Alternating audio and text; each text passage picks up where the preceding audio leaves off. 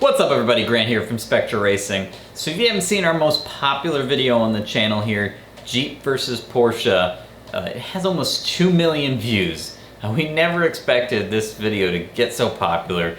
We just thought it was a hokey little challenge that we did after a bunch of YouTube commentators made fun of us. But when I did the editing process, we actually filmed 2 intros. And one of them was a bit more risky than the others.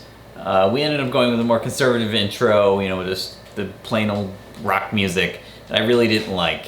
But you'll have to see the intro that I wanted to put on the video, which I guess I'm glad we didn't put, because it would maybe not have gotten 2 million views. But well, enjoy.